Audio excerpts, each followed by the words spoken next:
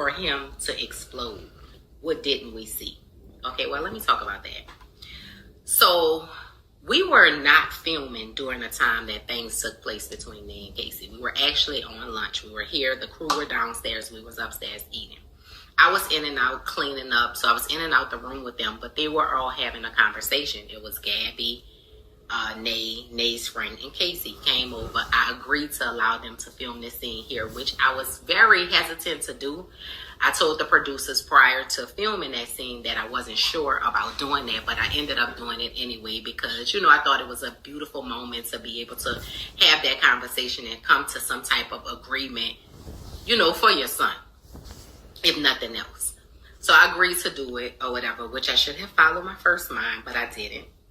And I would say that things just went left. I think it started with just a basic conversation between Nate and Casey, just basically talking about who's like who. There was some crazy stuff like that. Casey said that Regine acts like him. According to everybody on his YouTube page, they are alike and this and this and that and that. Like, just stupid. And Regine was like, no, I don't act like you. I act like my dad. And things escalated from there. She was like, that's a lie. I don't act like, how Nay is. I don't act like you. I act like Dwayne Carter. I act like my dad and I act like my mom. So Casey didn't like that. He was like, no, you act like the Johnsons. You act like me or whatever. And Nay was like, no, I act like my dad. And he was like, what the F you think your dad died? And then from there, here come the rah-rah, the craziness, just stupid. Like, it just didn't make no sense. Like, for that to be the problem because she said she act like her dad. That's her dad. Like, what in the world? I really didn't understand that at all.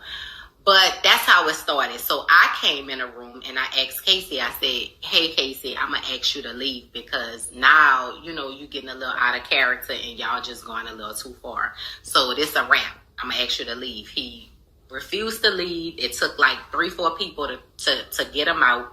He ended up breaking my front door, like trying to push back in after they were trying to get him out. It was a big commotion at the door, cussing, yelling. Here I come, already mad, going the fuck off. At this point, I'm like, he trying to hit my daughter. And I'm like, if you put your hands on my daughter, you're going to jail. Like, this is just going too far and you're a man and he's out of control.